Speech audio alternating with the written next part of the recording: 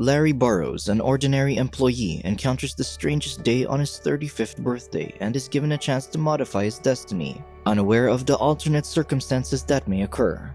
On the night of his 35th birthday, Larry finds himself alone in an alley with a broken car. He opens his car hood and is greeted by the angry smoke from the engine. As he shuts it closed, a neon bar sign pops out against the dark, gloomy streets, and the unlucky man heads to it.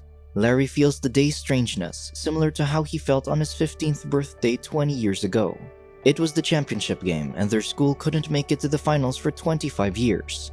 Therefore, every baseball enthusiast in town went to watch the momentous event. As the opponent team led by a point, the outcome depended on the batter, Larry. He calculated the moves of the pitcher and prepared himself. The ball suddenly sparked as it flew toward him, so he missed the shot.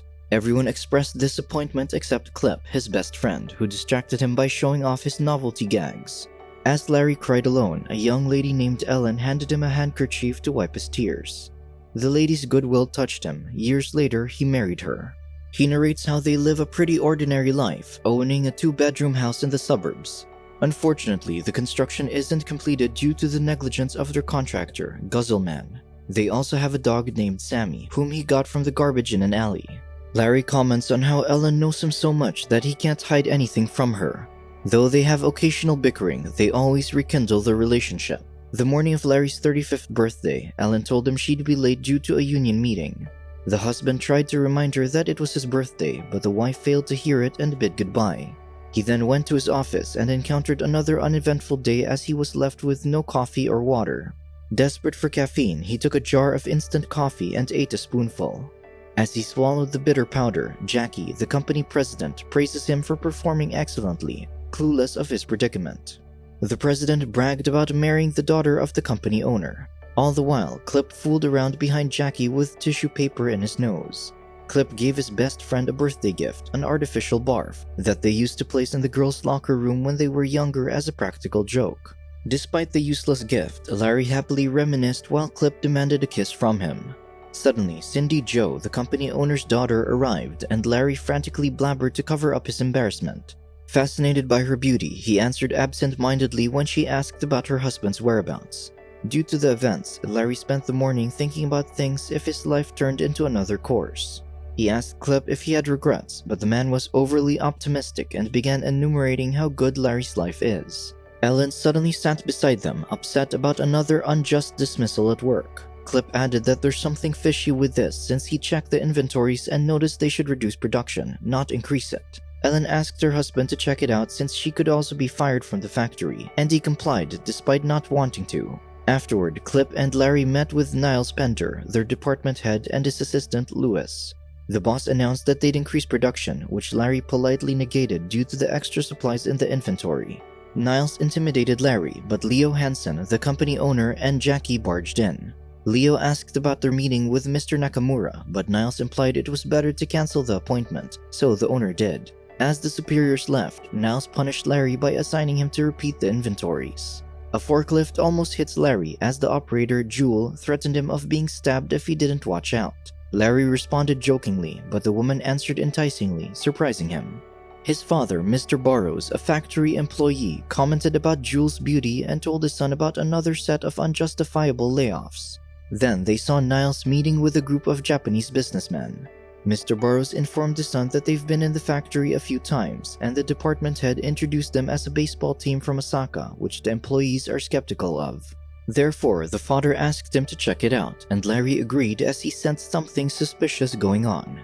He sneaked into Niles' office and discovered hidden documents about the department head planning to sell the company to Nakamura without telling Hansen. Unfortunately, the department head caught him and he got fired. As the memories of the day end, Larry enters the mysterious bar to ask for a payphone. He calls a tow truck and the bartender, Mike, exchanges names and pleasantries. Upon hearing Larry's name, Mike mentions the championship game, which triggers the failed athlete to wallow in regret.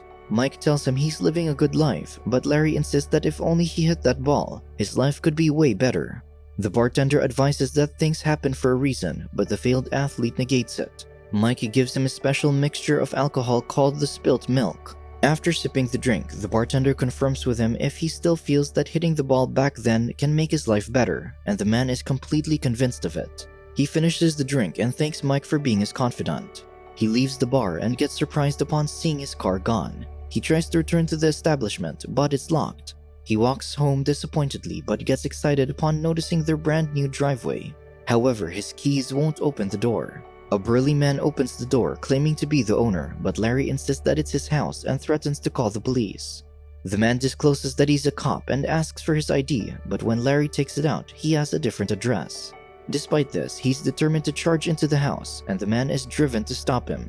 Then, Mike arrives in a cab to prevent Larry from causing damage. In the cab, Mike explains that his life is now different due to the change in the past, which is Larry hitting the ball during the championship game.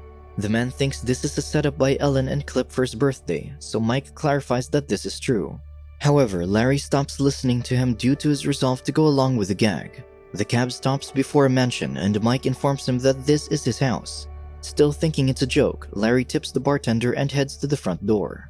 Boswell the butler opens the door for Larry and he's mesmerized by the mansion's luxury. He enters the living room and announces his arrival, ready to see Ellen. But he's welcomed by Cindy and 2 children who call him Dad. The wife expresses her concern, but the puzzled man continuously asks about a surprise party arranged by Clip and Ellen.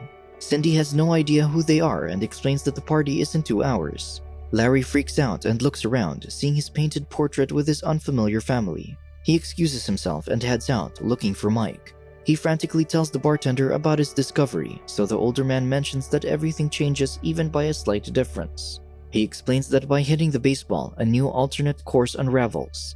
So Larry asks him if he's an angel, but Mike answers vaguely by saying he's someone who makes suggestions, so that one can make choices.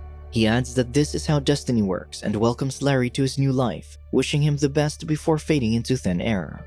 The bewildered man enters the mansion again and awkwardly interacts with his wife. Noticing the husband's weirdness, she suggests taking a break, but he's clueless about everything in the house.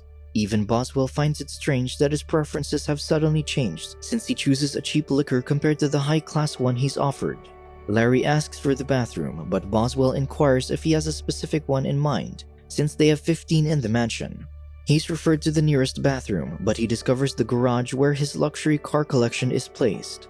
Ludwig, the driver, arrives to ask if he wants to drive around before having dinner, but he refuses as he basks in his possessions. Afterward, his party begins and he meets unfamiliar figures who hand him luxurious gifts. Then his dad arrives with a mistress. Larry scolds his father on behalf of his mother, but Mr. Burrows reminds him that he's divorced.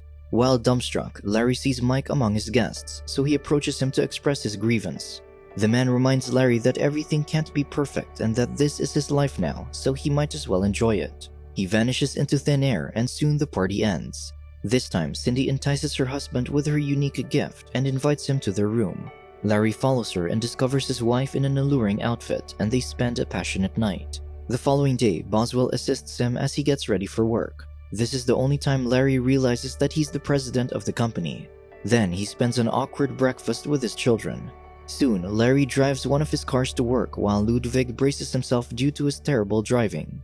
He explores the president's office and enjoys the privileges he has. He also inquires about Ellen and Clip and discovers that his best friend is still in the company, but there's no record of the woman. His coffee is delivered by his secretary, Jewel, who slaps him for not spending the previous night with her. She threatens him for having an interest in Ellen and marches out when Niles arrives to talk about the deal with Nakamura. Mr. Hansen barges in and Larry greets his father-in-law warmly, who, on the other hand, seems frightened of him. Larry invites him to play golf, ignoring Niles' existence. Later, Larry fails miserably in golf and leaves with Mr. Hansen. Niles tells Lewis on how good Larry is in luring the owner before selling the company. Afterward, the president goes to the cafeteria and greets the employees warmly. As he lines up for food, he spots Ellen and hugs her. He acts familiar with her, but the woman is resistant, especially as she stresses that she's a Robertson now. Larry becomes surprised upon hearing she's married, so he presses for details, which Ellen responds with hostility. Mike appears across from him, eating casually, so Larry expresses disappointment about his discovery. The older man reminds him that Ellen is a union shop steward and the company has been mistreating employees, so she despises the president.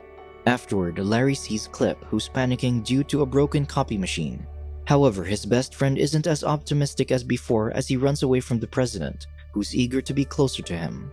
That evening, Larry refuses to join his family to watch an opera, as he prefers to finish building his car model. Cindy expresses concern since he's been weird lately, but he brushes her off and urges her to enjoy. When left alone, he murmurs his disappointment regarding Ellen's marriage. He drives to his previous wife's address and finds her throwing out her husband, Tom. He sneaks near the house and watches her by the window, but her dog, Hercules, notices him, so he climbs a tree and gets stuck in it until morning. He goes to work the next day only to find first responders in the area due to an employee attempting to jump off the building. Larry realizes that the employee is Clip, so he hurries to stop him, puzzling Ellen, who sees his genuine concern. The president approaches his best friend cautiously and offers him a position as vice president. Clip isn't convinced until Larry reminisces about their teenage years. Upon resolving the issue, the president tells Niles to prepare a Mercedes for Clip since he's the new vice president. He also instructs him to call a meeting to end the strikes, despite the department head's opposition. Larry enters the meeting room exuding power and declares that he'll approve the demands of the employees as long as the head of the negotiating committee, Ellen, agrees to join him for a business dinner to finalize the details. That evening, Larry excitedly prepares for the dinner, and Mike appears as his reflection to remind him that he has to take accountability for the changes that occurred since it's by request that everything has changed. The older man highlights that Cindy has been a loyal wife and Ellen has never been his wife. However, Larry stubbornly declares he has the power to make his life. Soon, Ellen opens the door and finds the president on the floor with Hercules subduing him. Larry offers flowers and the woman draws a line between them. Unbeknownst to them, Niles calls Cindy to inform her about the dinner. Meanwhile, Larry does everything to woo Ellen. Simultaneously, Cindy and Jewel fume outside the restaurant as they see their man with another woman. Larry convinces Ellen of the truth, but the woman still refuses to believe, so he takes her to a diner and unravels her secrets, finally persuading the woman. He brings Ellen to the places they went in the previous timeline, and they spend a wonderful evening together. However, upon sending her home, Ellen reminds him about the contract. As he leaves, the woman asks him why he wished to change things if they had a good life together. Larry confesses that he didn't realize how great his life was. He returns home happily, but Cindy interrogates him. He lies blatantly at first, but soon tells the truth about the Destiny change. Because of this, he finds himself thrown out of the mansion. Cindy calls her dad to tell about Larry's infidelity, so Mr. Hansen practices how he'll fire his son-in-law and writes a dismissal letter with some insults. Meanwhile, Niles plans to end Larry when he arrives at the office after being kicked out of the mansion. He wrecks the place to create a scenario in which the president becomes a victim of thieves. However, Lewis backs out and leaves. Niles grabs a golf club and awaits Larry's arrival. Moments later, Mr. Hansen sneaks into Larry's office to deliver the letter since he avoids seeing him in person. Unfortunately, he falls victim to Niles and the evil man discovers the letter. Later, Larry arrives in the office and finds his father-in-law on the floor, but as soon as he touches him, the police surround him, thinking he's the perpetrator. While he's being arrested, Jewel heads to him and shoots at him. He runs to his car and drives to Ellen's house to convince her to start a new life with him. She explains that she's been thinking about things, but Larry insists on being together. Suddenly, Tom approaches them and Ellen introduces the men to each other. Realizing that things aren't going in his favor, Larry leaves disappointedly. The woman catches up to him and apologizes for having the wrong impression of him, but stands her ground that they aren't meant to be. The police arrive and he drives away, but he accidentally hits Sammy, a stray dog. The cops find him and he runs toward the back alley. A pink neon light illuminates the surroundings, so he rushes to find the mystical bar. Unfortunately, Mike is nowhere to be found, so he hurries to recreate the spilt milk, hoping that things will return. He fails the first time, but upon hearing the sirens, he tries to remix the drinks. Seeing the police outside and having nowhere to go, Larry finally surrenders. The door barges open, revealing a man from the tow company, Duncan. Realization hits Larry and he turns around, seeing Mike behind the counter. Larry declares he's back, but the bartender tells him he's been here the whole time. The relieved man shakes the mystical man's hands and thanks him for everything. Larry tells Mike that his plans for him are perfect. The older man greets him with a happy birthday, and the celebrant finally leaves with Duncan. However, he remembers the deal with Nakamura, so he tells Duncan to drive him to the company. Meanwhile, Niles urges Mr. Hansen to sign the papers for the buyout. The owner asks if it's a good idea, and the department head assures him. Just as Hansen is about to sign it, Larry arrives and punches Niles. He reveals his superior's acts of buying stocks through a dummy company and convincing the board to sell out to Nakamura. After finishing the mission, Duncan drives him home, and Larry gives his old car to him as a sign of gratitude. He remembers that Ellen is in the union meeting before entering his house and turns the lights on. He sees everyone for his surprise birthday party, headed by Ellen and Clip. He displays affection toward his wife and best friend, letting everything sink in. Then Jackie and Cindy arrive to express their gratitude. The president and the board assign Larry as the executive vice president, and Cindy greets him with a happy birthday. In 1970, the disappointed young Larry left the stadium last, and a man hiding behind the shadows reassured him that things will turn out well. The high school student accepted his well wishes but mumbled in disbelief as he turned his back, unaware that it's Destiny he spoke with. Subscribe to watch more videos like this, turn on notifications and leave a like to help the channel out. Thank you for watching.